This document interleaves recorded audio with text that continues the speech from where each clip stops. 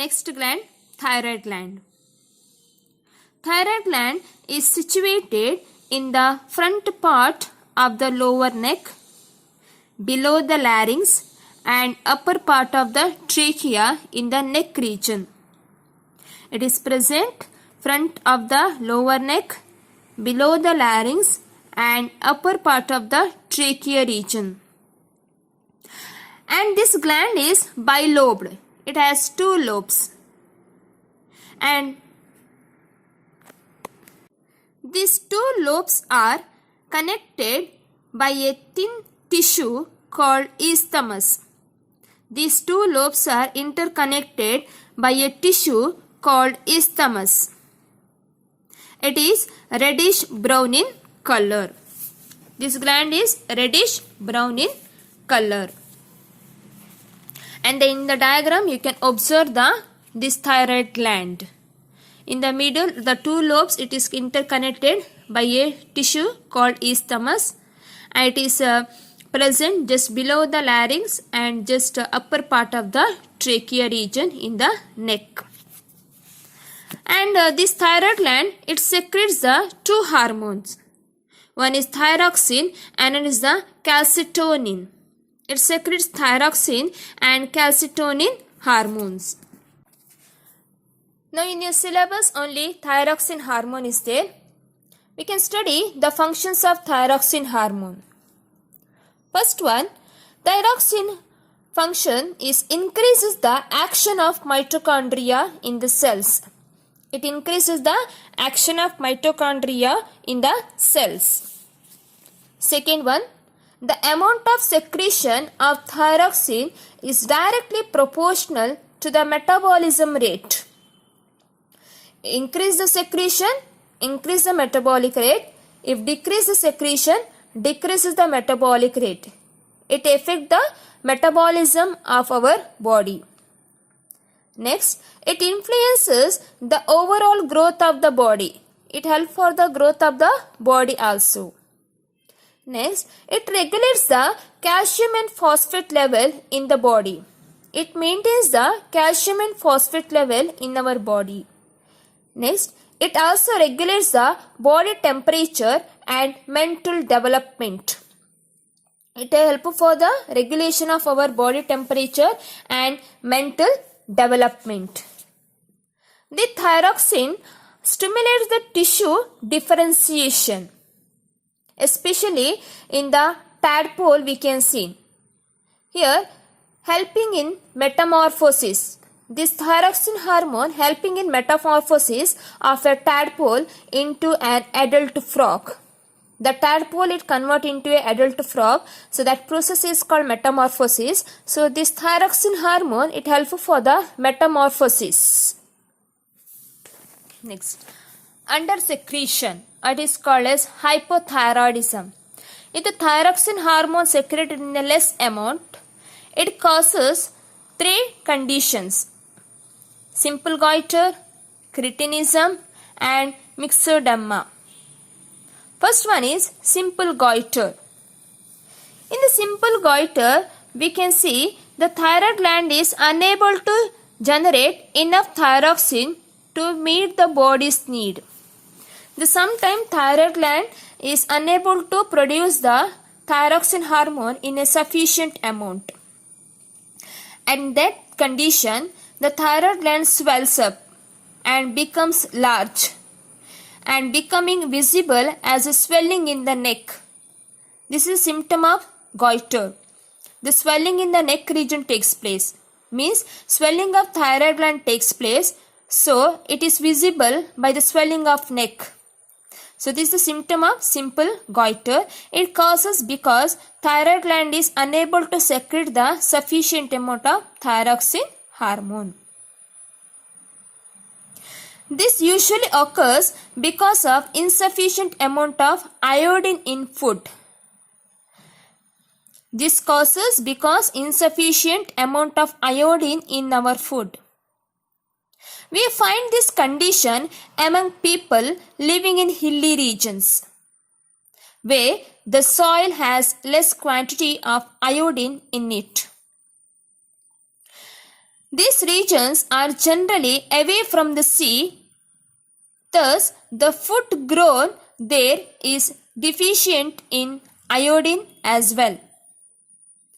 Addition of iodine to table salt can help in preventing the disease.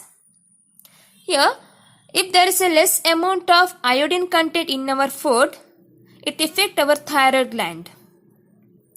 Because the iodine is very important for the secretion of thyroxine hormone in the thyroid gland, or production of thyroxine hormone in the thyroid gland.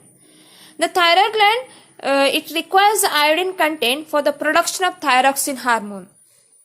If the iodine content is less in our food, thyroid gland cannot produce the sufficient amount of thyroxine hormone.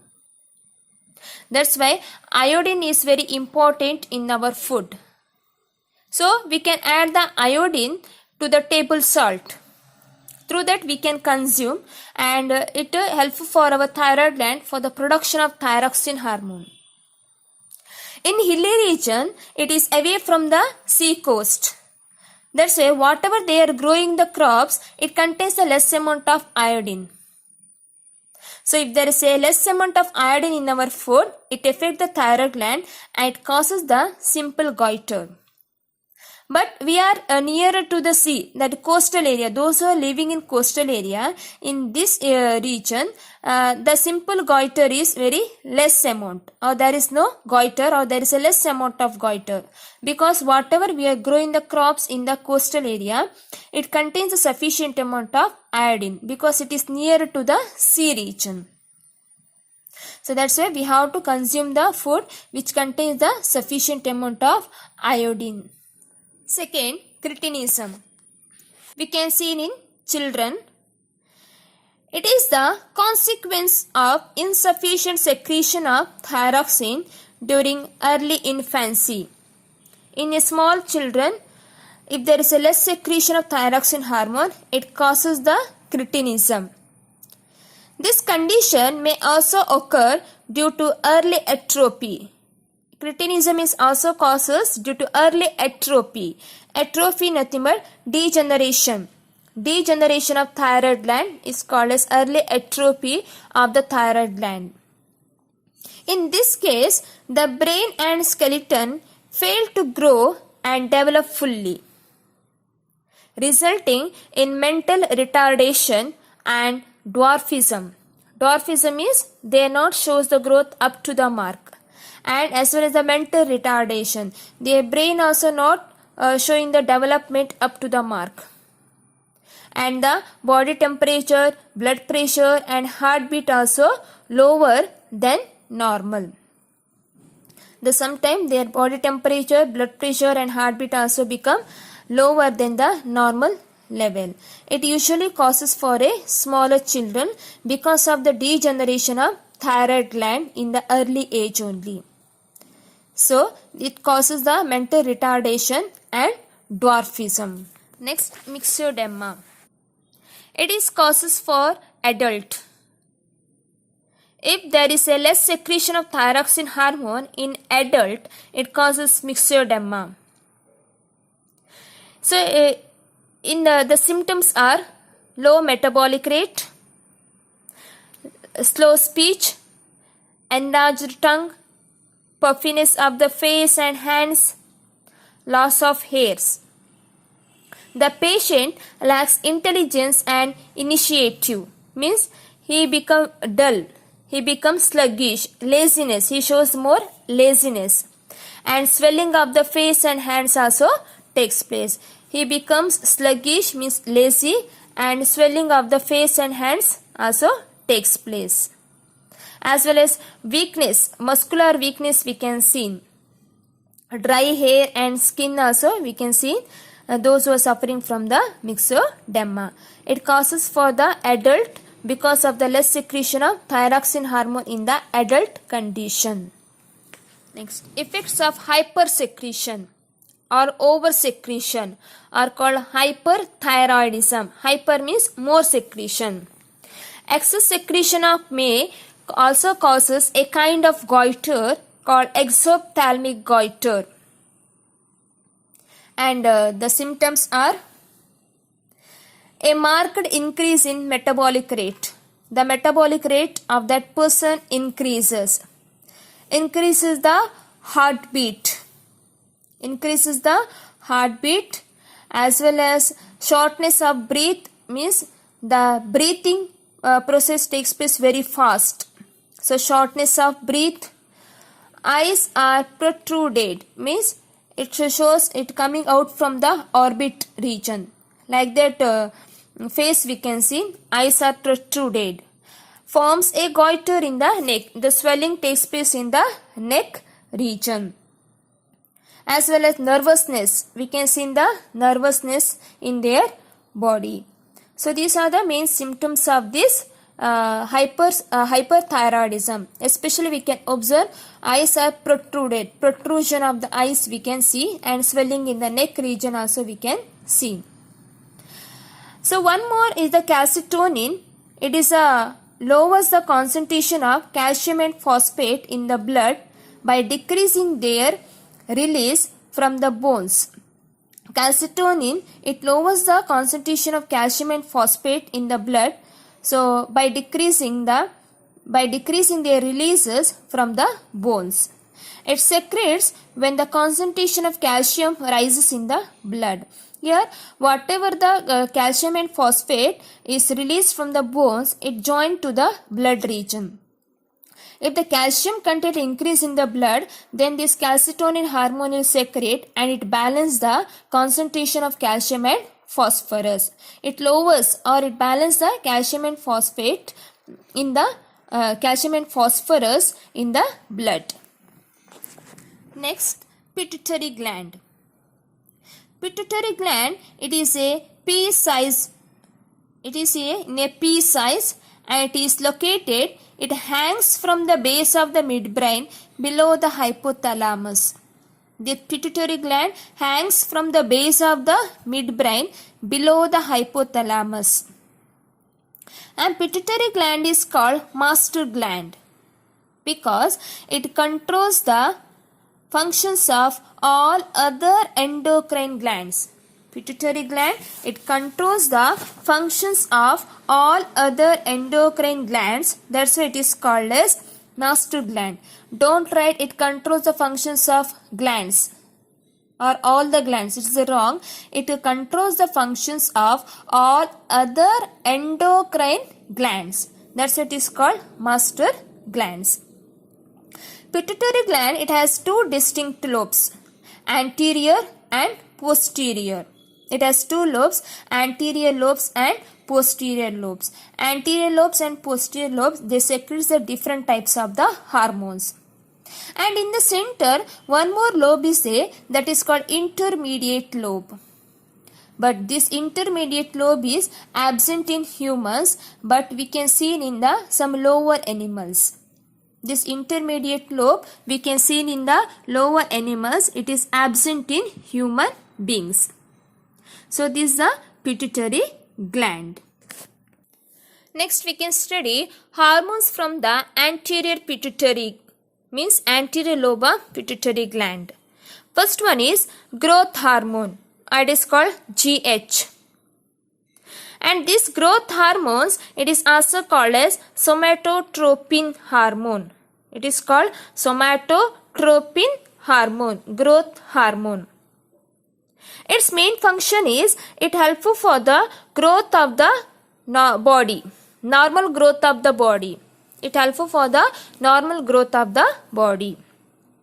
If hyposecretion of growth hormone in children, it leads to dwarfism. Hypo means less secretion. Less secretion of growth hormone in children, it leads to dwarfism.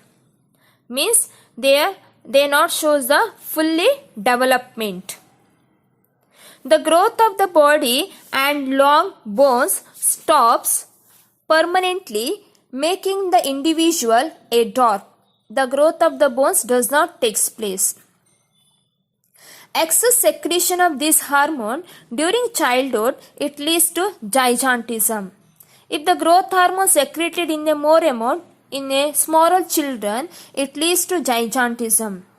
means the long bones in the body lengthen beyond the normal, which results in human gains up to 2.7 meters. Means their bones will grow very long than the normal size. Their bones in the body lengthens than the normal size. They show the more height in a small young age only. When an excess of the growth hormone is secreted suddenly in an adult, it leads to acromegaly. If sometime the growth hormone suddenly increases in the adult, it causes acromegaly. Acromegaly, especially extra growth of the bones, takes place in the face region, especially in the jaws, in the lower jaws. In the lower jaw, the excess growth of the bones takes place. As well in the hands also, the growth of the bones takes place more than the normal level. So these are the symptoms, as well as also we can see large nose and thick lips. The nose will become large and lips will become very thick.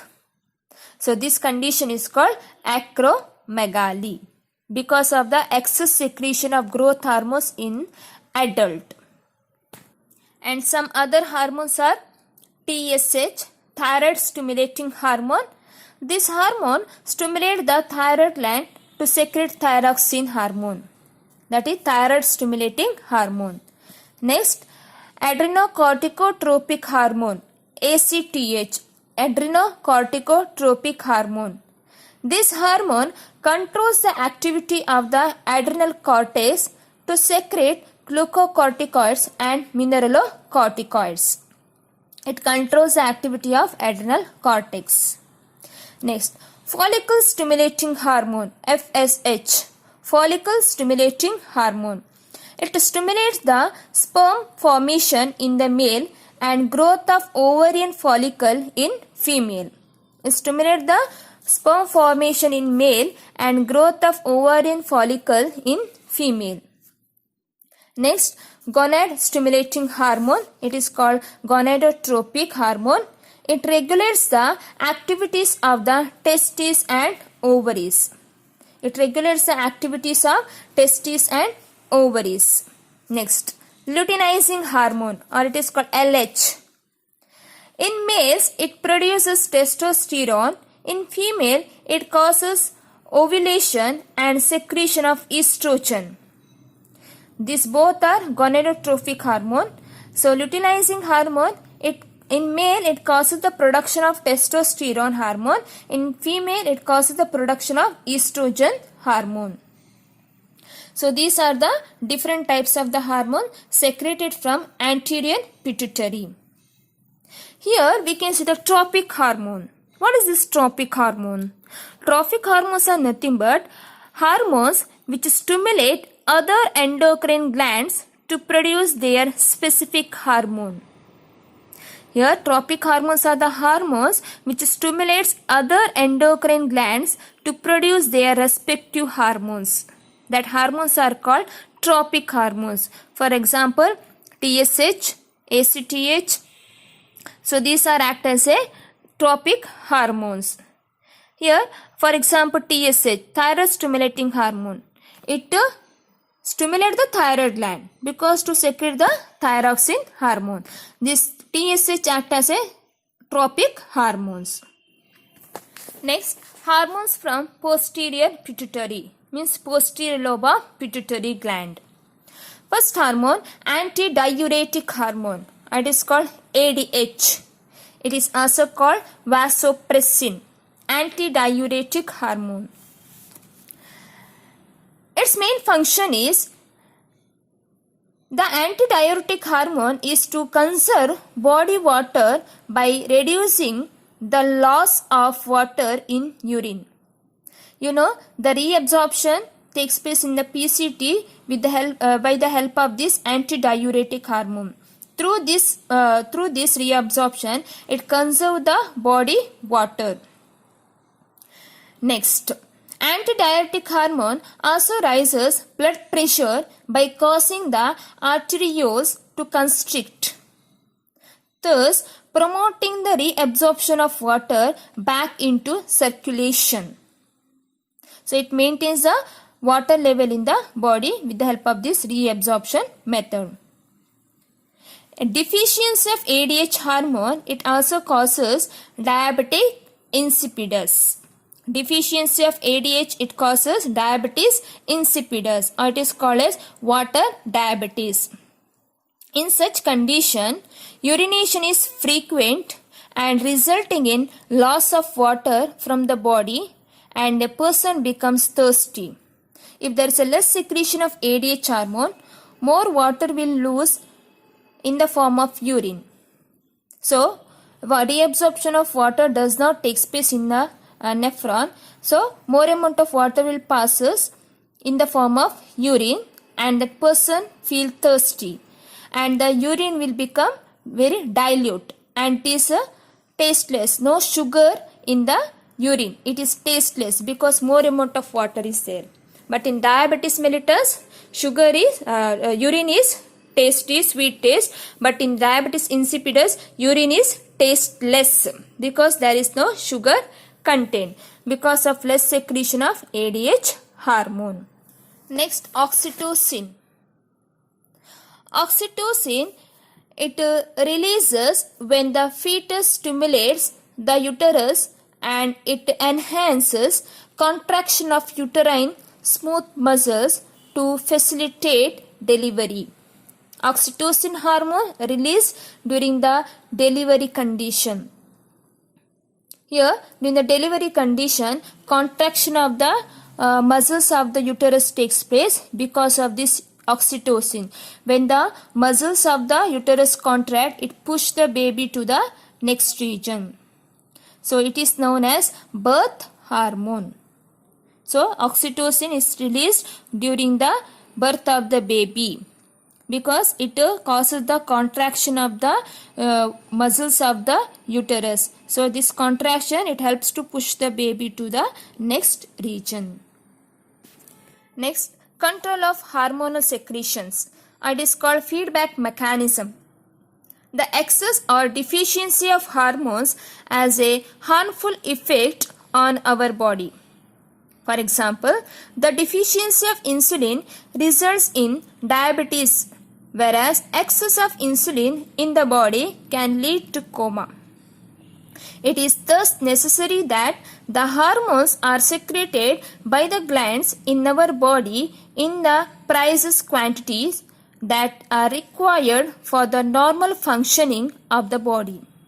If the hormones are secreted in a sufficient amount, in a precise quantity, then our body functions very smoothly.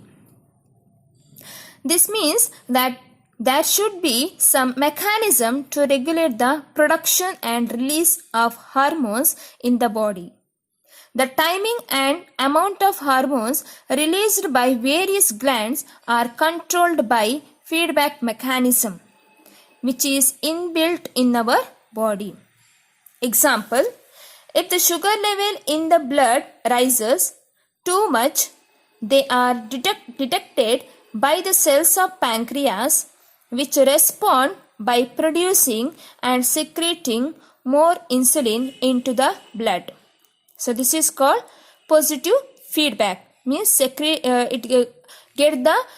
pancreas get the command to produce more amount. So it is positive feedback. And as the blood sugar falls below a certain level, the secretion of insulin reduced automatically. As the blood sugar falls below a certain level, the secretion of insulin is reduced automatically. So this is the negative feedback. If it is secrete more amount, it will get the command to secrete less amount. That is a negative feedback. If it get the if it get the command like secrete more amount, that is a positive feedback. Another good example for the positive feedback, secretion of oxytocin hormone during the birth of the baby. During the birth of the baby, the uterus wall or uterus muscle has to contract more. So it will get the message to secrete more amount of oxytocin. Then oxytocin will secrete more amount, and contraction of the muscles of the uterus takes place, and birth of the baby will take place very easily. And some other hormones, if it is secrete in a more amount, if we get the command to secrete a less amount, so that is a negative. If they get the command to secrete more amount, that is a positive feedback. So we can see the negative feedback and positive feedback. In today's class, you have studied about the two important glands, that are the thyroid glands and pancreas, pituitary gland. Thyroid gland secrete the thyroxine hormone, and its less secretion causes simple goiter, cretinism, as well as the myxoedema, and more secretion of thyroxine causes exophthalmic goiter. And the pituitary, it is called as master gland because it controls the functions of all other endocrine glands. It has two lobes, posterior and anterior lobe. And the anterior lobe, we can see the growth hormone, TSH, FSH, the ACTH, gonadotropic hormone. These are called as tropic hormone also. And in the posterior lobe, we can see the ADH as well as the oxytocin. So these are very important, and abbreviation of this hormone is important. For example, TSH abbreviation, thyroid stimulating hormone. So like this abbreviations are important, and there are hypersecretion and hyposecretion. The both also very important. And in the textbook they have given the table also. Overall summary is there. You can go through that overall summary, and you have to solve the questions which are present in the textbook, especially table, fill in the tables. They have given the number, so you have to fill that number. So this type of question they will ask in the examination, filling the tables.